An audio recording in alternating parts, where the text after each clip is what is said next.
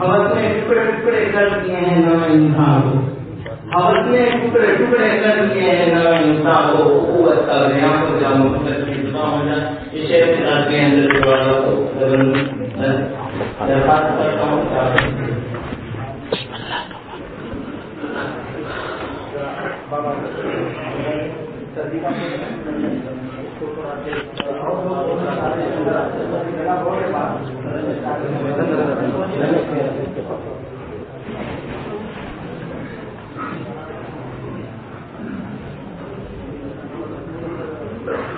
تھوڑا سا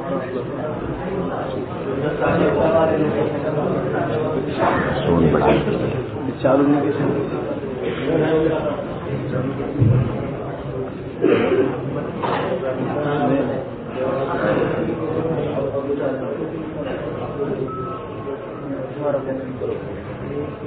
موبائل کس کا ہے؟ ہاں وہ کرکر کر رہا ہے، سائلنٹ ہے موبائل، سائلنٹ نہیں، وہ کال لگا ہوا ہے۔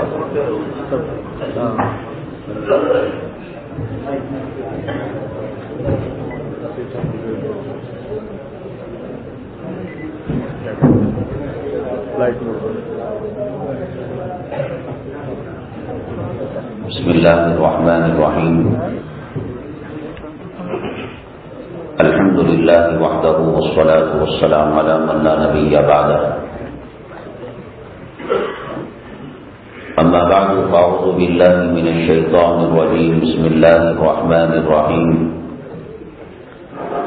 انما یخشی اللہ من عباده العلماء، قال النبی صلی اللہ علیہ وسلم العلماء ورثة الانبیاء او کما قال النبی علیہ الصلاة والسلام، رب اشرح لي صدري ويسر لي امري واحلل عقدة من لساني يفقهوا قولي، اللهم صل على سيدنا مولانا محمد في اول واوسط واخر كلامنا۔ قابل قدر حضرات علماء کرام حفاظ اعظام، میرے لیے بڑی سعادت اور خوش نصیبی کی بات ہے کہ آپ حضرات کی صحبت میں کچھ لمحے گزارنے کی اور تبادلے خیال کرنے کی اللہ نے مجھے توفیق اور سعادت بخشی۔ اللہ تعالی ہماری اس مجلس کو بے پناہ قبول فرمائے اور بالخصوص عالم اسلام اور بالخصوص ہندوستان کے مسلمانوں کے لیے نجات کا اور کامیابی کا ذریعہ اور وسیلہ بنائے۔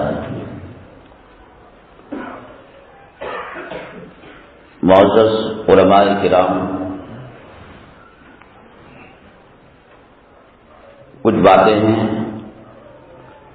یہ ٹاؤن ہال کی مجلس نہیں ہے کہ چیختے چلاتے ہوئے آگے بڑھ جائیں اور لوگ اپنے سروں کو جھٹکتے ہوئے واہ واہ کرتے ہوئے نکل جائیں۔ میں بالکل کھلی اجازت دیتا ہوں کہ بات اگر سمجھ میں نہ آئے، قابل اعتراض بات ہو اور اس سے اچھی بات آپ ہمیں سمجھا سکتے ہیں تو میری اصلاح ہوگی اور میں بھی اس بات کو شکریہ کے ساتھ آئندہ کے علماء کی نشستوں میں اس کا ذکر کروں گا۔ بالکل خدا کی قسم، اللہ کی قسم، مسجد میں بیٹھا ہوں، کوئی عیب کی بات نہیں۔ پہلی بات یہ ہے، عمومی طور پر ہم علماء اور حفاظ اس مغالطے کا شکار ہیں کہ اللہ تعالیٰ نے اس کے دو رخ ہیں۔ ایک تو ہے کہ ہمیں اللہ تعالیٰ نے جو منصب عطا کیا، جو مرتبہ، یقیناً اس میں کوئی شک نہیں ہے،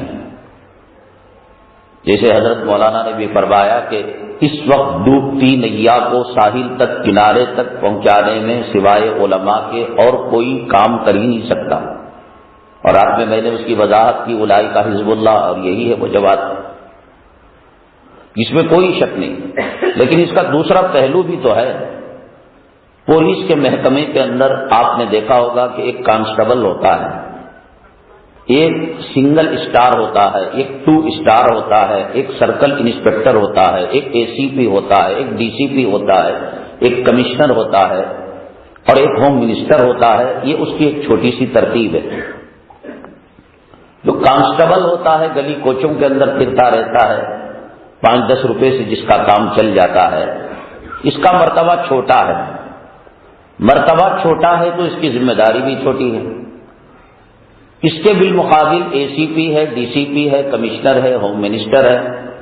کہیں فرقہ وارانہ فساد ہو جاتا ہے اور کہیں مرڈر ہو جاتا ہے، کہیں لڑائی جھگڑا چوری وغیرہ، تو اخبار والے، میڈیا والے، قوم کے ذمہ داران وہ کانسٹیبل کو نہیں پوچھتے کہ تو اس گلی سے گزر رہا تھا، یہاں ایک عورت کی عصمت لوٹی. وہ مسئول ہوتا ہے کمشنر، ہوم منسٹر، حکومت. تو یہ بات طے شدہ ہے کہ مناصب جتنے اونچے ہوں گے ذمہ داریاں اتنی زیادہ ہوں گی. کائنات کے اندر سب سے اونچا مرتبہ حفاظ کرام کا، علماء اعظام کا، جناب محمد الرسول اللہ صلی اللہ علیہ وسلم کے وارثوں کا ہے. ذمہ داریاں بھی اس حساب سے کائنات کے اندر سب سے زیادہ علماء کرام کی، حفاظ اعظام کی ہیں. ہم ایک طرف مساجد کی کمیٹیوں کو، عوام کو للکارتے ہیں کہ علماء کا مقام کیا ہوتا ہے، علماء کا مرتبہ کیا ہوتا ہے، منصب کیا ہوتا ہے، اور تم لوگ ہمارے ساتھ کیا معاملہ کرتے ہو. لیکن یہ کہ اس کی جو ذمہ داریاں ہیں یہ کہیں نہ کہیں ہم سے کوتاہی ہو رہی ہے. جتنے باطل فرقے ہیں، قادیانی ہو، شیعہ ہو، بھورا ہو، غیر مقلد ہو، فلاں ہو، اس وقت دھرتی میں سب سر اٹھائے ہوئے ہیں اور اپنا فن پھیلائے ہوئے ہیں. ہر باطل فرقہ، غیر مقلدیت کے میدان میں جائیں، شیعہ میں جائیں، قادیانی میں جائیں، بریلویت میں جائیں. آپ کے یہاں پچھلے 10 سالوں کے مقابلے میں اس وقت بریلیت اپنے کتنے پر پھیلائی ہوئی ہے. غیر مقلدوں نے حرمین شریفین کے تقدس کو پامال کر دیا. جو حضرات عمرہ شریف میں، حج میں جاتے ہیں، مطاف کے اندر جہاں مکی حجازی تشریف فرما ہے، بغل میں ڈاکٹر وسیع عباسی، میں نے خود کانوں سے سنا دارالعلوم دیوبند کو گالیاں دیتے ہوئے، اکابرین کو گالیاں دیتے ہوئے، صوفیت کی آڑ میں اس نے جو ہے ہمارے اکابرین کو گالیاں دی. طبیعت کے اندر ایک قسم کی جھنجھناہٹ پیدا ہو گئی اور کہا کہ اس کا دامن پکڑوں گا، میں اسے سوال کروں گا. لیکن وہاں آپ جانتے ہیں کہ عشاء کی اذان تک وہ مجلس چلتی ہے اور اذان ہوتے ہی لوگ سنتوں کے لیے کھڑے ہو گئے اور وہ کہاں چلا گیا پتہ نہیں، اور پکڑ بھی سکتے تھے. اس وقت طبیعت بھی ٹھنڈی ہو گئی. مولانا رشید الدین صاحب رحمۃ اللہ علیہ کے فرزند ارجمن مولانا اشہد رشیدی جو شاہی کے محتمم ہیں، انہوں نے اس کا مواخذہ کیا. شرطا والے، پولیس والے متوا حضرت کو پکڑ کر لے گئے. حضرت ڈرے نہیں، خوف نہیں کھائے. حضرت نے کہا کہ اس آدمی کے تعلق سے میں اعتراض کرانا چاہتا ہوں اور درج کرانا چاہتا ہوں، یہ میرا حق ہے، ادھیکار ہے. اس اعتراض کو درج کیا گیا اور اس کی کافی ندائے شاہی کے اندر بھی وہ چھپی ہوئی ہے. کہنے کا مطلب یہ ہے کہ اہل باطل کتنا بول رہے ہیں کہ انہوں نے حرم کو ناپاک کر دیا، ہمارے علماء کو گالیاں دے رہے ہیں. وقتی طور پر اجلاس کرنا، کانفرنس کرنا، دیوبندی رد بدعت کی، رد مودودیت کی، رد غیر مقلدیت کی، پیٹ بھر کر گالیاں دینا. ہماری تقریروں میں سنیے گا آپ، اہل حدیث کا آپریشن، اہل حدیث کون ہیں، اتنی گالیاں تو ان کی ڈکشنریوں میں بھی نہیں ملیں گی.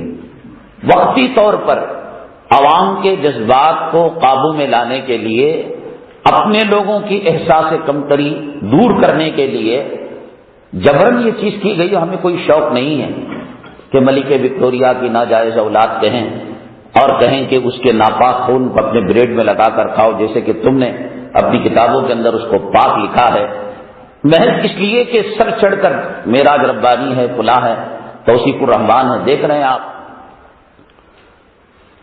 کون ذمہ دار ہے اس کا؟ مولانا کا مدرسہ ہے، اس مدرسے کے اندر سیکورٹی گارڈ رکھا جاتا ہے، واچ مین رکھا جاتا ہے، نگہبان رکھا جاتا ہے. مائک چوری ہو جاتا ہے، یہاں سے طلباء کے صندوق چوری ہو جاتے ہیں، کون مسئول ہے اس کا؟ کون ذمہ دار ہے؟ جو سیکورٹی گارڈ ہے، جو محافظ ہے، وہ اس کا ذمہ دار ہے۔ ہم اپنے مناسب اور مناقب بیان کرنے کے لیے سینہ ٹھوک کر یہ کہتے ہیں کہ کائنات کے اندر ہم سے افضل کوئی نہیں، تو ذمہ داریاں بھی تو اتنی بڑی ہیں۔ کون ذمہ دار ہے کہ امت محمدیہ صلی اللہ علیہ وسلم کے ایک ایک فرد پر اللہ کے نبی صلی اللہ علیہ وسلم کی کتنی قربانیاں ہیں؟ آج بھی اگر نبی کریم صلی اللہ علیہ وسلم کے روضہ مطہرہ کے سامنے جا کر کوئی سلام پڑھ کر اس کو وہ کیفیت حاصل ہو کہ دیدار حاصل ہو، تو وہ دیکھ سکتا ہے کہ آقا امت کے لیے کتنا تڑپ رہے ہوں گے اور کتنا رو رہے ہوں گے۔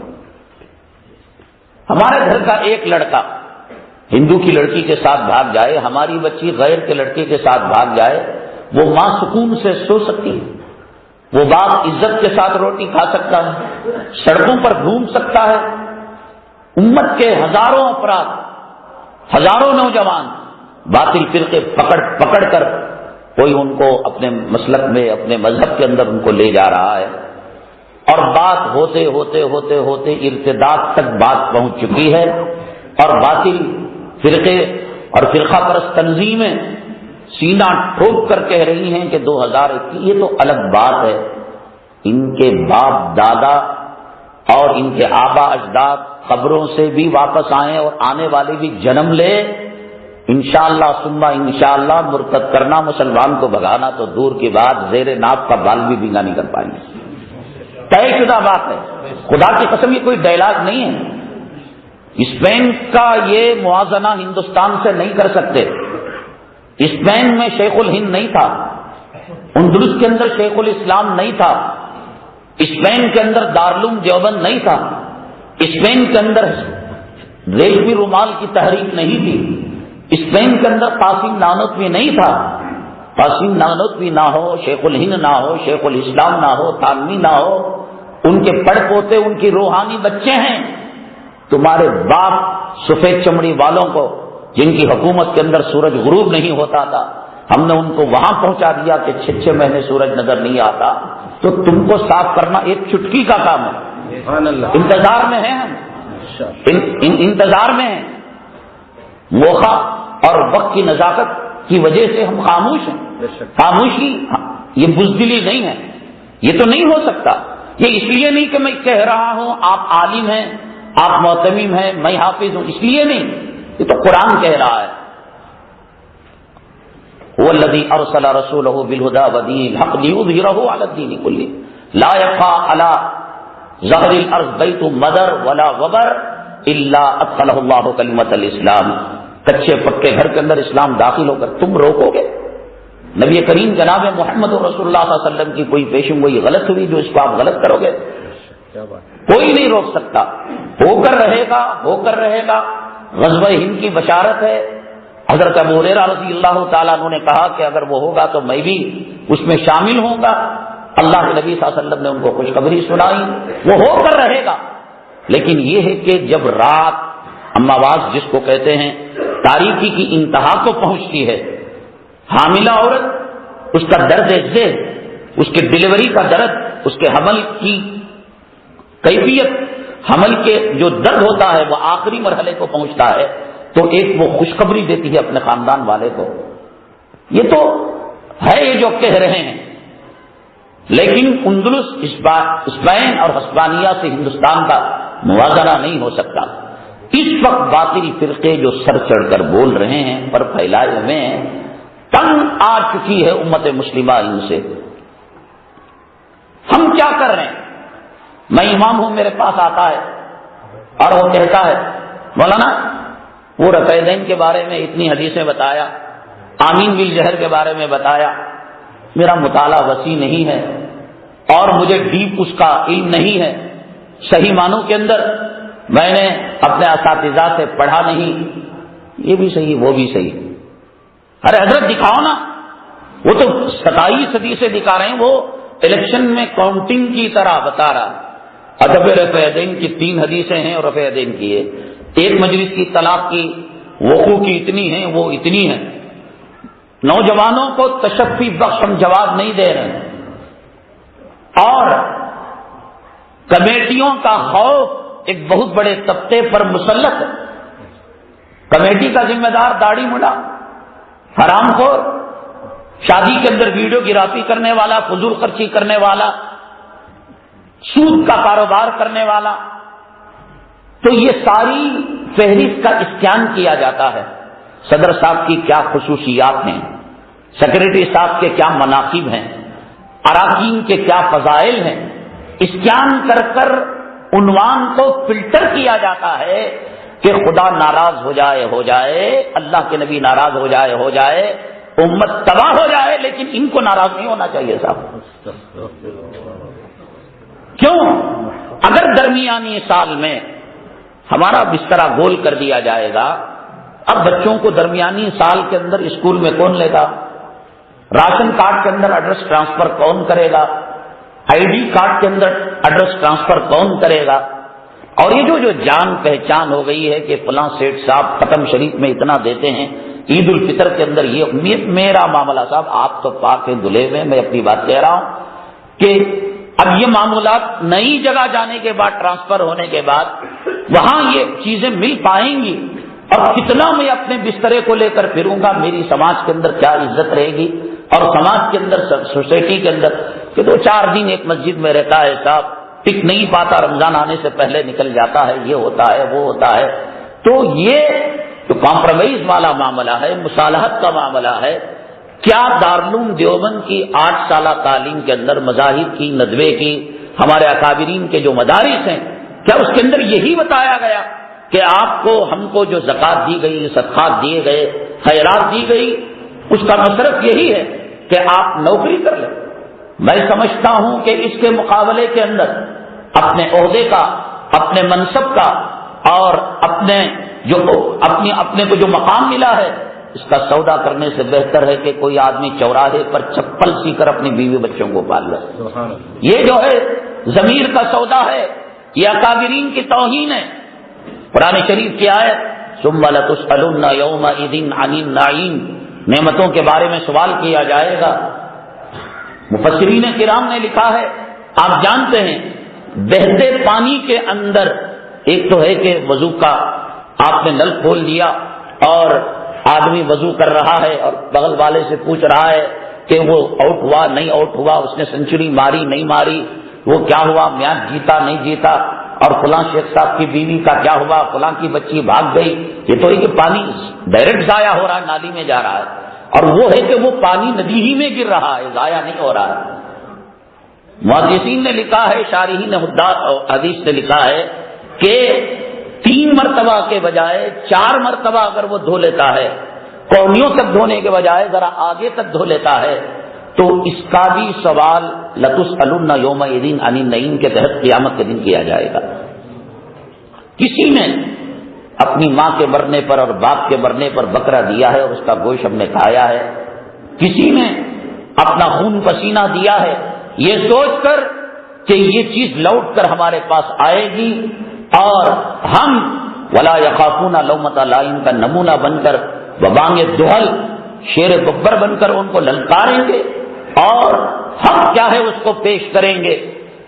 حضرت اقدس اللہ تعالیٰ اربوں خربوں کروڑوں رحمتیں، ستاروں سے زیادہ، درخت کے پتوں سے زیادہ، بادل کے پانی کے قطرات سے زیادہ حضرت مولانا الیاس صاحب رحمۃ اللہ علیہ کی قبر مبارک پر نازل فرمائے. حضرت کیا مشین چھوڑ کر چلے گئے، اور بدقسمتی سے یہ مشین اب کیا ہو چکی ہے.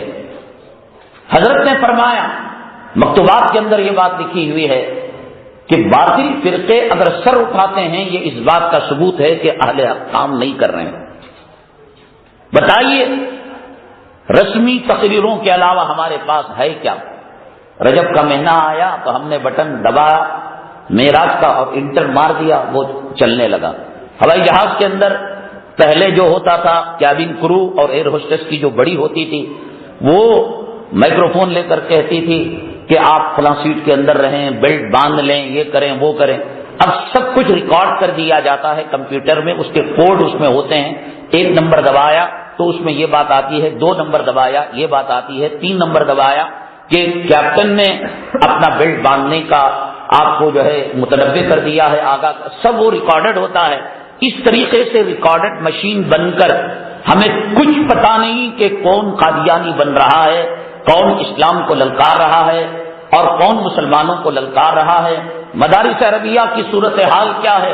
ریکارڈڈ بٹن کو ہم نے دبایا، یہ شعبان کا مہینہ شب برات کا بیان ہے، یہ رجب کا مہینہ معراج کا بیان ہے، یہ رمضان کا پہلا عشرہ روزوں کی فضیلت ہے، آخری عشرہ شب قدر کی فضیلت ہے۔ یہ دیکھے بغیر کہ نوجوان کس تباہی کے دہانے پر جا رہا ہے، تباہ ہو رہا ہے، برباد ہو رہا ہے، اس کے ساتھ ایک بہت بڑا ہیلا اور بہت بڑا دھوکہ اور فریب اسلام کے اندر نرم گوئی ہے صاحب، اخلاق کے ساتھ پیش آنے کی بات ہے، سخت بات نہیں ہے۔ اور اس کے تعلق سے کوئی اور حدیث یاد ہو نہ ہو، اس کے تعلق سے بہت ساری حدیث ہیں کہ مسلمانوں کے ساتھ نرم معاملہ کرو، اخلاق حسنہ سے پیش آؤ، انک لعلی خلق عظیم، نبی کے اخلاق وہ تھے، لا تثریب علیکم اليوم کہا، اور ابی بن سلول کے ساتھ یہ معاملہ کیا۔ اور مولانا تقی عثمانی صاحب نے لکھا ہے وقولا لہ قولا لینا لعلہ یتذکر یخشی، کہ موسیٰ اور ہارون علیہم السلام سے بڑھ کر داعی نہیں، اور فرعون سے بڑھ کر اللہ کے نبی کا اسلام کا کوئی دشمن نہیں، اور ان کو کہا گیا کہ آہستہ بات کرو۔ مجھے کچھ لوگوں نے کہا کہ آپ ان سے تو بڑھ نہیں گئے، میں نے کہا حضرت کی بات کا انکار کب کیا ہوں میں؟ تم فرعون بنو تو تمہارے ساتھ نرم معاملہ کیا جائے گا، فرعون بنو تم۔ جتنے بھی نرمی کے معاملات ہیں آپ انالیسس کر دیکھیں، اسکین کر دیکھیں، تحقیق میں جا کر دیکھیں، یہ غیروں کے ساتھ کے معاملات ہیں۔ ابو جہل کے ساتھ کا معاملہ ہو، لا تثریب علیکم اليوم کا معاملہ ہو، وقولا لہ، اور سب سے بڑی بات یہ ہے کہ ہم علماء کا طبقہ پریشر میں، دباؤ میں آ جاتا ہے، فلاں بزرگ نے یہ بات کہہ دی، ہمارے بڑے نے یہ بات کہہ دی، امامے والے نے یہ بات کہتی، لاٹھی والے نے یہ بات کہتی، حضرت اقدس مولانا قبلہ و کعبہ محتمم صاحب نے بات، وہ خدا ہے، وہ رسول ہے۔ میں یہ کہتا ہوں کہ دیکھو ادب اکرام احترام الگ چیز ہے، مسائل کا اختلاف اپنی جگہ پر ہے، ہدایہ کا وہ کون سا صفحہ ہے؟ امام ظفر، امام محمد، امام ابی یوسف رحمۃ اللہ علیہ نے استاد کا دامن نہ پکڑا، یہ ان کی دیانت کی دلیل ہے، لڑائی جھگڑے کی دلیل نہیں۔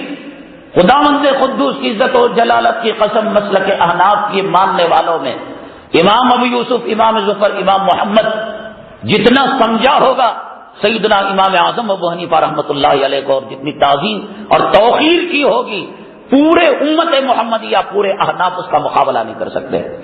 لیکن یہ دیانت کی بات تھی کہ صاف انہوں نے کہا کہ حضرت اس مسئلے میں آپ سے اختلاف ہے، ہم اس مسئلے کو نہیں مانتے۔ کبھی طرفین ایک طرف، شیخین ایک طرف، فلاں ایک طرف، اور کتنے مسائل ایسے ہیں کہ استاد کے مسلک کو چھوڑ کر شاگردوں کے مسلک پر امت مسلمہ نے اور جمہور علماء نے فتویٰ دیا ہے، یہ ان کی دیانت کی دلیل ہے، کوئی نہیں کہہ سکتا۔ ہمارے یہاں حضرت تقی عثمانی صاحب نے یہ بات کہہ دی، پیر ذوالفقار صاحب نے یہ بات کہہ دی، بات اگر آپ کو مسلک کے اعتبار سے، حالات حاضرہ کے اعتبار سے آپ اختلاف کر سکتے ہیں ادب کے دائرے میں رہ کر۔ اسماء و رجال کا فن کیا ہے؟ ننگا کر دیا جاتا ہے، آدمی کو ننگا کر دیا جاتا ہے، قبلے کی طرف اس نے دھوکا، جانور کو اس نے دھوکا دیا، بیوی کے ساتھ یہ معاملہ کیا، اولاد کے ساتھ یہ معاملہ کیا، کاروبار کے اندر یہ معاملہ کیا، نماز کے اندر دوسری صف میں آ گیا، تکبیر تحریمہ چھوٹ گئی، اور یہاں تو کہتے ہیں کہ صاحب غیبت کس کو کہتے ہیں؟ جو عیب ہو اس کو بیان کرنے کو غیبت کہتے ہیں۔ اور غیبت کا گناہ یہ ہے کہ مرے ہوئے بھائی کا گوشت کھاتا ہے کوئی، ایحب احدکم ان یاکل لحم اخیہ میتا فکریہتموہ، لیکن دین کے خاطر اسکیننگ کرنا، ننگا کرنا، وہ کذاب ہے، وہ جھوٹا ہے، وہ دانا دے کر بلا رہا تھا لیکن دانا نہیں دیا، اس نے جانور کو پکڑ لیا، تو کیا کسی نے ان کی برائی کی امت محمدیہ کے اندر، علماء کے اندر؟ ارے ایک نمبر کے یہ ایسے ویسے لوگ ہیں، یہ تہمت لگاتے ہیں۔ یہ سب سے بڑی بات یہ ہے کہ افراد کے پریشر میں، بڑوں کی بڑی پگڑیوں کی پریشر میں نہ آئیں۔ جو بات قرآن و حدیث سے بات سمجھ میں آتی ہے، یہ نہیں کہ ان کے منہج کو بھی چھوڑا جائے، ان کے طریقہ کار کو بھی چھوڑا جائے۔ میں کہتا ہوں کہ آپ اگر بیانات دیتے ہیں، تقوی کا عنوان ہے، رمضان کا عنوان ہے، حالات حاضرہ کا، جب تک حضرت تھانوی رحمۃ اللہ علیہ کے مواعظ سے حضرت مدنی رحمت اللہ چاہے انہوں نے اس زمانے میں کہے ہو، خداوند قدوس کی قسم ان کے مطالعے سے ہمارے بیانات کے اندر نورانیت آئے گی، ورنہ چہلم شریف کا ذائقہ منہ میں لگا ہوا ہے صاحب، میلاد کے لڈو لگے ہوئے منہ میں. اب اگر وہ ان کو چھوڑ کر کہیں گے تو چہلم کی بدبو آئے گی، حرام کی نحوست کی بدبو آئے گی، اور سب سو کر اپنا وضو توڑ کر بھاگ جائیں گے. ہم نہیں کہتے، اکابرین کا اکرام، اکابرین کا احترام اس کے ساتھ، لیکن ایک بات ہے، عصمت کی جو حفاظت لی گئی ہے وہ صرف حضرات انبیاء علیہم الصلوۃ والسلام کی. آپ کو کام کرنا ہے، یہ بڑے ہمارے بزرگ ہیں، مشورہ دیجیے. اور بعض مرتبہ انہوں نے کہا کہ یہ غلط ہے، یہ نہیں ہے، اور علماء سے مشورہ کرنے کے بعد شرح صدر ہوا، اطمینان ہوا کہ یہ چاپلوسی کے اندر لگے ہوئے ہیں اور بڑوں کو خوش کرنے کے اندر لگے ہوئے ہیں. تو اب ہماری ذمہ داری یہ ہے کہ ہم اپنا مورچہ سنبھالیں، ہم اپنا کام کریں. حضرت آپ کے جوتے اٹھا کر، کل جیسے کہ میں نے ویڈیو گرا، میرے دل کے اندر وہ بات تھی، میں نے کہہ دی، انہوں نے محسوس بھی کیا ہوگا کہ ان کو ڈاؤن کرنے کے لیے نہیں، ان کو نیچا کرنے کے لیے نہیں، لیکن بات یہ تھی کہ دل کے اندر وہ بات کھٹک رہی ہے. حضرت مولانا الیاس گھمن صاحب سے بھی رابطہ ہوا، وہ متکلم اسلام کہلاتے ہیں اور وکیل اہداف کہلاتے ہیں اور ترجمان دیوبند کہلاتے ہیں. اس معاملے کے اندر حضرت بھی تشفی بخ جواب نہیں دیا، حضرت نے بھی اگر مگر سے کام لیا. یہ باطل فرقے یوٹیوب کے اندر آتے ہیں، ویڈیو گرافی کرتے ہیں. ہم نے کہا حضرت یہ حلال ہے حرام ہے، جائز ہے ناجائز ہے، ناجائز ہے تو کیوں، جائز ہے تو کیوں. تو اب وہی اگر مگر سے کام لیا، مجھے شرح صدر نہیں ہوا، یہ الگ بات ہے. تو بہرحال میں یہ عرض کر رہا تھا کہ جماعتوں کے، پبلک کے، جمہوریت کے، افراد کے اور بڑوں کی پگڑی کے، بڑوں کے عہدوں کے پریشر میں نہ آئے. ہمیں شرح صدر ہو، اطمینان ہو، ان کے اکرام اور ان کے احترام اور ان کی عزت کو ملحوظ رکھتے ہوئے ہم اپنے کام کو آگے بڑھائیں. اب ایک بات جو چل پڑی ہے، نرم گوئی سے کام لینا جو ہے، نرم رویہ اختیار کرنا چاہیے. اخلاق حسنہ، اخلاق حسنہ نبی کریم جناب محمد رسول اللہ صلی اللہ علیہ وسلم سے بڑھ کر کون؟ انک لعلی خلق عظیم کے مرتبے پر فائز. دنیا کے اندر جتنے اخلاق کریمانہ ہیں، آپ کے قدم مبارک سے نکلنے والے سرچشموں کا فیض ہے. لیکن من ترک الصلاۃ متعمدا فقد کفر. کہتے ہیں کہ مولوی صاحب گالیاں بکتے ہو، گالیوں کی جگہ دینا عبادت ہے. جہاں سبحان اللہ کہنا عبادت ہے، الحمدللہ کہنا عبادت ہے، جہاں گالیاں چل سکتی ہوں اور گالیوں سے کام ہو سکتا ہو، اللہ کی قسم وہاں گالی دینا عبادت ہے. آپ کہیں گے کہ حدیث کے اندر گالیوں کے بارے میں یہ بات کہی گئی، وہ بات کہی گئی. مجھے اگر کوئی میری ماں کی گالی دے، یہ چھوٹی ہے، باپ کی گالی دے، چھوٹی ہے، میرے بارے میں کہے نسل حرامی، یہ چھوٹی ہے، لیکن یہ کہے کہ تو بھیڑ ہے، تو چمار ہے، اس سے بڑی کوئی گالی ہو سکتی؟ کفارہ کا ترجمہ کیا ہے؟ من ترک الصلاۃ متعمدا، جو جان بوجھ کر نماز چھوڑے، بڑے احترام کے ساتھ منہ میں لڈو ڈال کر، منہ میں شہد گھول کر، کفارہ، وہ کافر ہو گیا. اعتقادی، عملی. اگر اللہ نہ مانے، اللہ نہ مانے، لا یسأل عما یفعل وهم یسألون، اللہ یہ کہے کہ تمہاری تعویلات کو میں نہیں مانتا، میرے محبوب کی بات کو کوئی حجت قائم کر سکتا ہے؟ اللہ یہ کہے کہ اس کا ترجمہ لوکل اور سطحی زبان کے اندر وہ ڈھیڑ ہو گیا.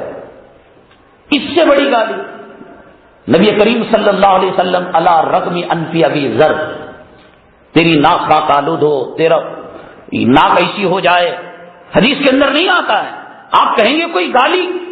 اللہ کے نبی صلی اللہ علیہ وسلم ہماری طرح زیر ناف کی، نیچے کی، گراؤنڈ فلور کی گالی نہیں دے سکتے، وہ چاہ کر بھی نہیں کر سکتے.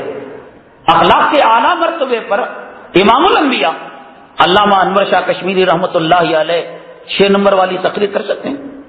قاسم نانوتوی رحمۃ اللہ علیہ 6 نمبر بیان کر سکتے ہیں؟ نہیں کر سکتے.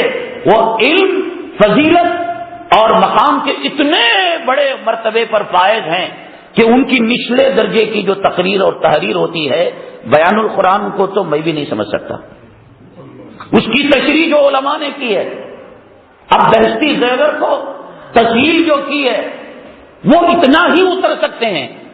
ان کا گراؤنڈ فلور ہی یہی ہے. جب ہمارے رسول اللہ صلی اللہ علیہ وسلم کے غلاموں کے غلاموں کے غلاموں کے غلاموں کے غلاموں کے 1400 سال کے بعد کے غلام کی یہ کیفیت ہے تو اللہ کے حبیب پاک صلی اللہ علیہ وسلم ماں بہنوں کی نہیں؟ ان کا چہرے انور پھیر لینا، ان کا چہرے انور انار کے دانوں کی طرح سرخ ہو جانا، ان کا فقط کفرا کہنا، ان کا اعلی رقمی انفی ابی ذر کہنا، ان کا منبر رسول پر جمعہ کا خطبہ دیتے ہوئے اپنی شہادت کی انگلی کو آسمان کی طرف اٹھانا کہ جس میں راوی بیان کرتے ہیں کہ آپ کے بغل شریف کی سینے مبارک کی سفیدی جس کے اندر ظاہر ہو جاتی تھی، اور بخاری کے الفاظ ہیں کأنہ منذر قوم، قوم کے ڈرانے والے، اور کمانڈر ان چیف، کبھی دیکھا آپ نے کمانڈر ان چیف جو ہے کیسے آرڈر کہتا ہے؟ وہ کہتا ہے نحمد و نصلی علی رسول کریم، میرے فوجی بھائیو گن لے کر جائیو، وہ اسے کہتا ہے کیا کیا کہتا ہو، وہ سونے والا بھی جاگ جاتا ہے۔ بخاری کے یہ الفاظ ہیں کہ آپ کمانڈر ان چیف جیش کے الفاظ ہیں، منذر قوم کے الفاظ ہیں، اور اللہ کے نبی اللہ نے آپ کی شان میں کہا انا رسلناک بالحق بشیرا و نذیرا۔ بشیر کا کام تو لاکھوں علماء کر رہے ہیں، اور نذیر کا کام کون کر رہا ہے صاحب؟ ضرورت ہے بشیر بھی بننے کی، ضرورت ہے نذیر بھی بننے کی، اور اس وقت امت کے جو احوال اور دشمن جیسے ٹوٹ پڑ رہی ہے امت مسلمہ پر، اب نذیر ہی سے کام چلے گا۔ حضرت شاہ ولی اللہ محدث دہلوی رحمۃ اللہ علیہ کے فرزند ارجمند دلی میں تھے، ایک ملحد، میں نے کہا اب علماء کو من رام ان کو منکرن فلیغیرہ بیدی، کیا یدی کا مطلب کیا؟ کراٹے سیکھ کر رکھنا چاہیے کہ کمیٹی کا کوئی فرد جمعہ کے بعد اعتراض کرے تو ڈیڑھ مارے، اب اسی سے کام چلے گا۔ یہ تو آخری درجہ ہے کہ دل کے اندر برا سمجھے۔ من رام ان کو منکرن فلیغیرہ بیدی ومن لم یستطع فبلسانی، وہ بھی ڈیوٹی کے لیے کر رہے ہیں، وہ بھی لسانی ہے۔ حالات ہیں ایسے تقاضا، گالی کے مقابلے میں گالی، تشدد کے مقابلے میں تشدد، وہ غیروں کی جتنی بھی روایتیں ہیں آپ دیکھ لیں، وہ غیروں کے ساتھ وہ معاملہ، سب کے اندر ایک صحابی آگے پیچھے ہو گئے۔ وہ واقعہ مشہور ہے کہ آپ خطبہ دے رہے تھے، فرمایا کہ کسی کا حق میرے سے متعلق ہو تو وہ آئے تقاضا کرے، کہا کہ آپ نے مجھے مارا تھا، وہ سب ٹیڑھا ہونے پر مارا تھا، کیوں؟ رسول اللہ صلی اللہ علیہ وسلم میٹھی زبان سے نہیں کہہ سکتے تھے کہ سووا صفوفکم، کہ اپنے صفوں کو درست کر دو، کیوں مارا تھا؟ اور وہاں مارنے والوں کو لا تثریب علیکم اليوم کہہ رہے ہیں، معافی دے رہے ہیں۔ طائف کے اندر اللہ تبارک تعالیٰ نے اللہ کی جو سنت ہے، سنت اللہ، حضرت آدم علیہ الصلوۃ والسلام سے لے کر جناب محمد الرسول اللہ صلی اللہ علیہ وسلم تک کبھی عذاب کے نازل کرنے میں پیغمبروں سے مشورہ نہیں لیا، سوائے طائف کے واقعے کے۔ طائف کے واقعے کے اندر فرشتے جب بےتاب ہو گئے، اللہ تعالیٰ کے پاس گئے، اللہ تعالیٰ نے کہا کہ ٹھیک ہے جاؤ میرے پیغمبر، میرے مبعوث پیغمبر محمد صلی اللہ علیہ وسلم سے مشورہ کر لو۔ تو آپ نے کیا کہا؟ یہ نہیں تو ان کی نسل تو کم سے کم مسلمان ہوگی۔ اور محمد بن قاسم کے بارے میں آتا ہے جو ہندوستان میں اسلام کا پرچم لہرانے والے پہلے فاتح مسلمان تھے، جنہوں نے مندروں کو وجود کو ختم کیا، مسلمان بنایا یہاں، کہ وہ بھی طائف ہی کے نسل سے تھے۔ میں اور آپ نبی کریم جناب محمد الرسول اللہ صلی اللہ علیہ وسلم کی شان رحمت کا صدقہ ہیں۔ یا ہندوستان کی جو محمد بن قاسم کی نسل ہے رحمت اللہ علیہ، طائف کی نسل ہے، وہ ان کا خاندان، ان کا قبیلہ طائف سے جا کر ملتا ہے۔ تو کہنے کا مطلب یہ قرآن شریف کا بھی انداز ہے، یہ اپنی کوئی بات نہیں۔ حبب الیکم الایمان وزینہ فی قلوبکم وکرہ الیکم الکفر والفسوق والعصیان۔ ہم نماز کو لڈو گھلا کر، روح افزا گھلا کر، شہد گھلا کر نماز کی فضیلت تو کہتے ہیں، بے نمازی کی نحوست اور داڑھی منڈے کی لعنت، سود خور کی لعنت، ایسے کہیں گے کہ سامنے والا سمجھے گا کہ کوئی ہم کو دعا دے رہا ہے۔ بھائیوں بزرگوں، داڑھی منڈانا حرام ہے پورے حروف حلقی کے ساتھ، یہ جائز ہے۔ قرآن کہتا ہے کہ جب تم برائی کو بیان کرو، وکیل بن کر کلام پاک کے اس کی کراہیت کے ساتھ، اللہ تعالیٰ پر کون حکم صادر کر سکتا ہے؟ وہ کہہ دے کہ ولا یکتب بعضکم بعضا، ہو گئی اللہ بات. تیرے دربار کے اندر پیغمبر نفسی کے عالم میں آدم علیہ السلام سے لے کر عیسیٰ علیہ السلام، ہم تو کس کھیت کے مولی ہیں؟ آپ نے کہہ دیا ولا یکتب بعضکم بعضا، غیبت مت کرو. اللہ کا پیار، اللہ کا دلار، اللہ کی مخلوق سے شفقت. ایحب احدکم ان یاکل لحم اخیہ میتا فکرہتموہ، کیا تم اس کو پسند کرو گے؟ یعنی گناہ کو اس کی کراہیت کے ساتھ. اللہ تبارک تعالیٰ نے یہ طریقہ پیش کیا کہ اے عالم و نبی کے وارثو، قرآن کے ماننے والوں، قرآن کو سینے میں محفوظ رکھنے والوں، برائی کو برائی کا وکیل بن کر کراہیت پیدا کرو. گالی دو تو گالی لگے، برا کہو تو برا لگے.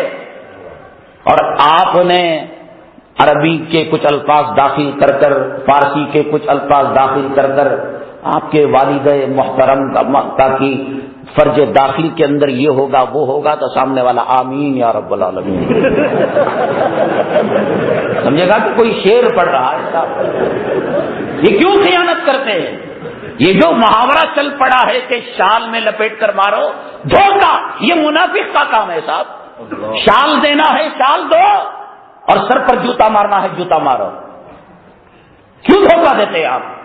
شال میں لپٹ کر جوتا مارو، سام بھی بچ جائے اور لاٹھی بھی بچ جائے، مر جائے اور لاٹھی بچ جائے، غلط ہے. سام کو مرنا چاہیے بشرط اس راستے کے اندر چاہے ہزاروں لاٹیاں ٹوٹ جائے، یہ ہونا چاہیے.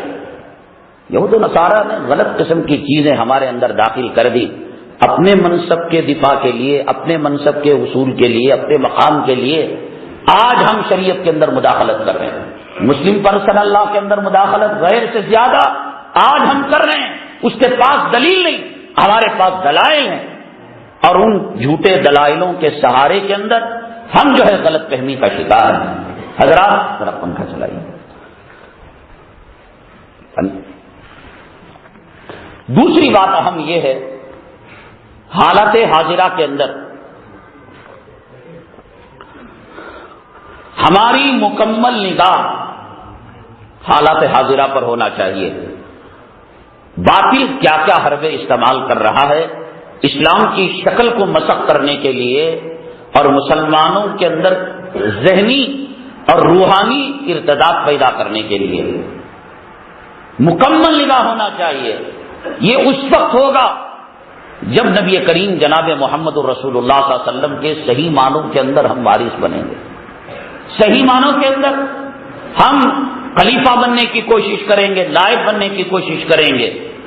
اگر اس لیے کہ ہمیں محتمم بننا ہے، امام بننا ہے، مدرس بننا ہے، بچوں کو پالنا ہے، یہ تو اس کام کے لیے تو مولوی کورس نہیں رکھا گیا. بچوں کو پالنے کے لیے اس کام کے لیے نہیں رکھا گیا ہے کہ آپ مسجد کے اندر امام بنیں، ٹیوشن پڑھائیں، قرآن خوانی کریں. نبی کریم جناب محمد رسول اللہ صلی اللہ علیہ وسلم کی اصل وراثت کیا ہے؟ سینے میں امت کا درد، امت کا کڑن، کہ میری امت لعلک باقی نفسک علی آثارہم ان لم یؤمنوا بہذا الحدیث اسفا. راتوں کو رونا، راتوں کو تڑپنا اور اتنا لمبا سجدہ کرنا کہ امی جان عائشہ صدیقہ رضی اللہ تعالیٰ عنہا نبی کریم صلی اللہ علیہ وسلم کے قدم اثر پر ہاتھ رکھیں اور یہ جاننے کی کوشش کرے کہ آپ باحیات ہیں یا دنیا سے پردہ فرما چکے ہیں. یہ کیا تھا؟ یہ امت کی فکر تھی. یہی حریص علیکم بالمؤمنین رؤوف الرحیم. میں جس مسجد میں امامت کرتا ہوں میرے محلے کا کوئی فرد بے نمازی نہ رہے، کوئی اور بے پردہ نہ رہے، کسی گھر کے اندر ٹی وی کا کیبل کلیکشن نہ رہے، کسی گھر کے اندر سود کا کاروبار نہ رہے. یہ نبی کریم جناب محمد الرسول اللہ صلی اللہ علیہ وسلم کی فکروں کو اپنے دل میں رکھنا یہ اصل وراثت ہے. صفا کے چبوترے پر کمانڈر ان چیف بننے کی وراثت ہم نے لے لی، منبر رسول کی وراثت لے لی، محراب کی وراثت لے لی، اور ذرا سا کسی نے نماز کے بعد یہ کہہ دیا کیا امام صاحب کیسی الٹی سیدھی قرات پڑھتے ہو، مجھے تو بڑا بیزار ہو جو فلاں مسجد کے. اب چہرہ بھی سورا ہوا ہے، کھانا چھوڑ دیا، اور پھر اس کے بعد بڑوں سے مشورہ ہو رہا ہے امامت کروں کہ امامت چھوڑ دوں گی. نبی کریم جناب محمد رسول اللہ صلی اللہ علیہ وسلم کو جو شاعر کہا گیا کاہن کہا گیا، مجنون کہا گیا، دیوانہ کہا گیا، ہجرت پر مجبور کیا گیا، کانٹے ڈالے گئے، کیچڑ ڈالا گیا، اور حرم شریف کے اندر مطاف کے اندر اونٹ کی اوجھڑی ڈالی گئی، اس کی وراثت کون لے گا؟ اس میں وراثت نہیں چلے گی، صرف وراثت اس میں چلے گی میں محتمم کی گدی پر بیٹھ کر ایک کال جو ہے کالنگ بیل کا ایک بٹن رکھوں، ٹھن سے بٹن دباؤں، جو بچہ السلام علیکم ورحمۃ اللہ وبرکاتہ، جاؤ چائے لے کر آؤ، اور چائے لے کر آئے ذرا سی ٹھنڈی ہو، یہ کیا طریقہ ہے؟ اپنے مریدوں کے سامنے، چندہ دہندان کے سامنے میں اپنا روپ جھاڑوں، یہ رسول اللہ صلی اللہ علیہ وسلم کی وراثت ہے۔ طائف کے پتھر کھانے کی وراثت کون لے گا؟ ہجرت کی وراثت کون لے گا؟ آج لوگ کہتے ہیں کہ فلاں مسجد کے اندر فلاں امام جمع ہوا ہے، میں سمجھتا ہوں یا تو کرامت ہوگی یا وہ ایک نمبر کا مداہن ہوگا۔ ہو ہی نہیں سکتا صاحب کہ آدمی حق کا کام کرے اور ایک جگہ پر چمٹا رہے، اس کو ہجرت ہر پیغمبر نے کی ہے، رسول اللہ صلی اللہ علیہ وسلم کی وراثت ہجرت بھی ہے۔ یہ بستر لے کر جانا، یہ مسجد بدلنا، یہ مدرسے بدلنا، یہ صحیح معنوں کے اندر کام کر رہا ہے۔ میں یہ کہتا ہوں عالم کو جو پہچانا جاتا ہے پلس ڈگری سے نہیں، مائنس ڈگری سے، تاریخ سے نہیں، فلاں شہر کے اندر مولانا نظر شاہ کی یہ کیفیت ہے، یہ خاصیت ہے، انٹرنیشنل عالم ہے، CD بنتی، یہ نہیں صاحب۔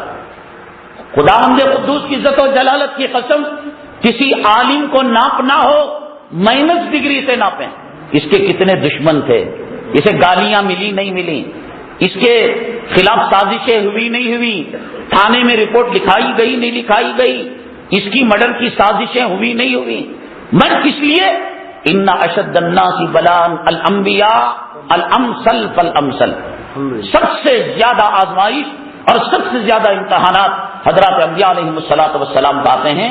العلماء ورثۃ الانبیاء کا مطلب یہ کہ گالیاں ہمیں بھی دی جائے، ہمیں بھی دیش بدیش کیا جائے، ہمیں بھی بسترے نکالنے پر مجبور کیا جائے، ہمیں بھی پیٹ پر پتھر باندھنے کی سنت پر مجبور کیا جائے۔ جناب محمد رسول اللہ صلی اللہ علیہ وسلم کی عدالت کی، امانت کی، دیانت کی کون گواہی نہیں دیتا تھا؟ رسالت سے پہلے آپ کے پاس امانتیں نہیں رکھی جاتی تھی، آپ کو عادل نہیں کہا جاتا تھا، آپ کو امین نہیں کہا جاتا تھا، لیکن مدینہ طیبہ کے اندر نبی کریم جناب محمد الرسول اللہ صلی اللہ علیہ وسلم پر غبن کا الزام نہیں لگا، منافقوں نے لگایا نہیں لگایا، اے محمد صلی اللہ علیہ وسلم مال غنیمت کے اندر آپ غبن کرتے ہو اور اس کے اندر حصہ چھڑاتے ہو، کون کہے گا؟ خود جو گالی دینے والا ہے، غبن کا الزام لگانے والا ہے، اس کو قسم دے کر پوچھا جائے، نبی کریم صلی اللہ علیہ وسلم کی دیانت اور امانت کی قسمیں وہ کھائے گا۔ لیکن دشمنی تھی کائنات کے اندر، حضرت حوا سے لے کر اسرافیل علیہ السلام کے سور تک، امی جان عائشہ صدیقہ رضی اللہ تعالیٰ عنہا جیسا طاہرہ مطہرہ عفیفہ پاک دامن کوئی پیش کر سکتا ہے؟ آپ کہیں گے کہ اور بھی تو ازواج مطہرات تھی نبی کریم صلی اللہ علیہ وسلم، آپ کیا کہہ رہے ہیں؟ جب آپ پر تہمت لگی، آپ پر الزام لگا، نبی کریم صلی اللہ علیہ وسلم بے چین تھے، بہت بے قرار تھے، چہرے کی مسکراہٹ ختم ہو چکی تھی، نماز پڑھاتے چلے جاتے، آنکھوں سے آنسو کے قطرے گرتے، کبھی ابو بکر صدیق کو پوچھتے، کبھی عثمان غنی کو پوچھتے۔ حضرت عمر بن الخطاب رضی اللہ تعالیٰ عنہ کو ایک مرتبہ پوچھا، اللہ اکبر، کیا فراست ہے حضرت عمر بن الخطاب رضی اللہ تعالیٰ عنہ، لو کان بعدی نبی لکان عمر، ایسے ہی نہیں کہا، کیا کہا؟ اے محمد صلی اللہ علیہ وسلم، حضرت عائشہ صدیقہ رضی اللہ تعالیٰ عنہ کا سلیکشن آپ نے کیا ہے یا من جانب اللہ ہوا؟ ہو گئی بات، آپ نے تو چن کر رشتہ نہیں کیا، ابو بکر صدیق نے رشتہ نہیں بھیجا تھا، حضرت جبرائیل امین علیہ السلام رشتہ آسمان سے اللہ کی طرف سے لے کر آئے تھے، تو اللہ کا انتخاب، اللہ کا سلیکشن غلط ہو سکتا ہے؟ حضرات صحابہ کرام اور اکابرین پر ذرہ برابر جو بھی احسان کرے گا، انشاءاللہ موت سے پہلے وہ بدلہ اس دنیا کے اندر دیکھے گا، اور ان کی شان میں اساتذہ کی، مشائخ کی، محدثین کی، مفسرین کی اور بڑے اکابر علماء کی شان میں گستاخی کرے گا، موت سے پہلے اس کا انجام وہ دیکھے گا۔ حضرت مولانا قاری محمد طیب صاحب رحمۃ اللہ علیہ جب دور چلا ادھر کا ادھر کا، یہ گروپ کا بی گروپ کا. تو ایک آدمی کو بی گروپ والوں نے تیار کیا کہ غبن کا الزام لگاؤ، تہمت لگاؤ.